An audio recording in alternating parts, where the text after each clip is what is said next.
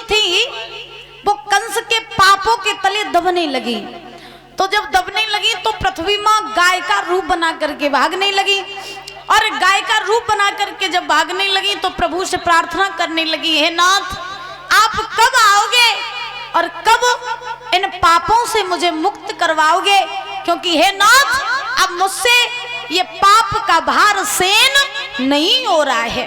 और सभी संत महात्मा भी महाराज आज भगवान की शरण में गए और जा करके प्रार्थना करने लगे, प्रभु अब आपके सिवा मुझे कोई दिखाई नहीं दे रहा है, सुनो नाथ।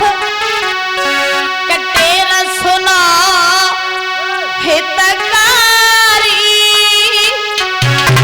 और मुँह पे भीड़ पड़ी अतवारी, तेरा सुनो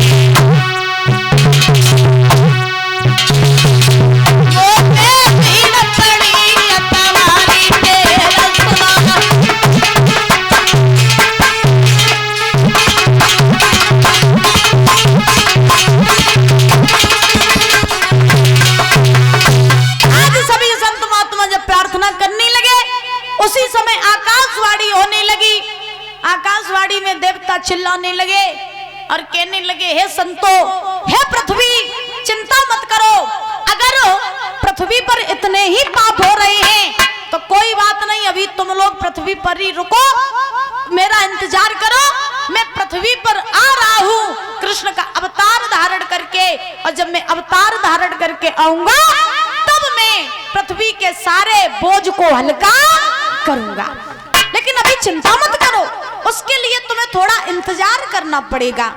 जब देवताओं ने ये आकाशवाणी की, संतों ने महाराज वो वाणी सुनी, पृथ्वी ने वही वाणी सुनी, तो आज पृथ्वी मां संत बड़े प्रसन्न हुए कि भगवान अवतार लेकर के आएंगे।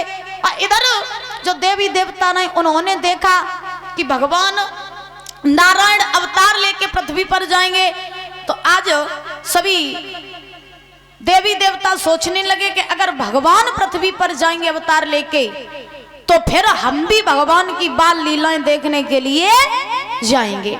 उसी समय परीक्षित महाराज आज देवी देवता आकाश से चल करके पृथ्वी पर पहुंचे, ग्वाल वालों का रूप बना करके भगवान का इंतजार करने लगे। धीरे धीरे धीरे धीरे समय व्यतीत हुआ, लेकिन कंस के जो उत्पात हैं वो दिन ब दिन बढ़ते जा रहे।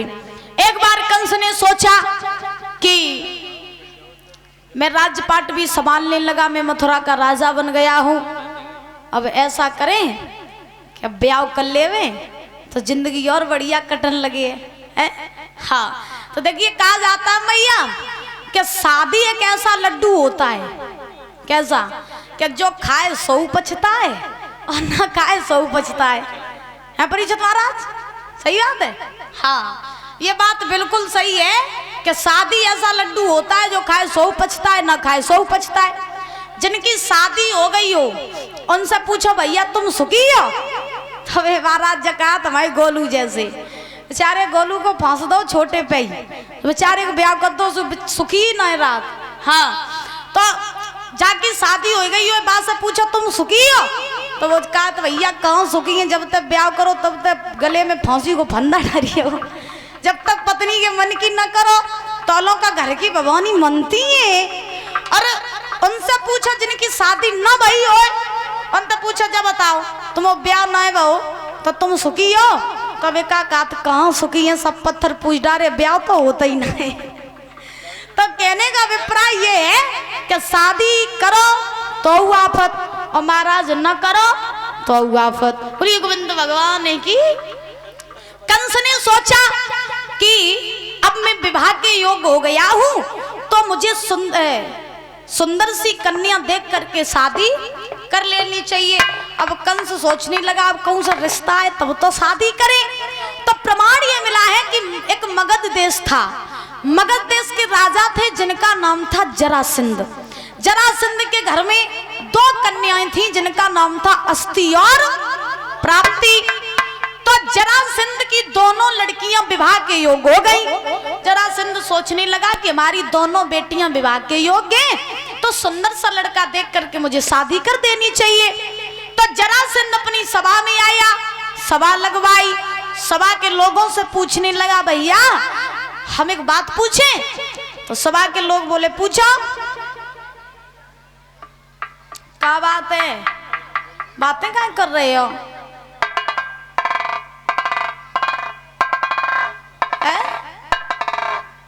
मन नहीं लग रहा का मैया? मन नहीं लग रहा? नहीं लग रहा? अच्छा तो ठीक। तो ध्यान रखना, जरासंध सभा में पहुंचा। पहुंचने के बाद में जब जरासंध ने सभी लोगों से पूछा भैया मेरी बेटियां अस्ति और प्राप्ति जो हैं वो दोनों विवाह के योग्य हैं, तो सुंदर सा लड़का अगर तुम्हारी नजरों में कोई हो तो हमें बता दो।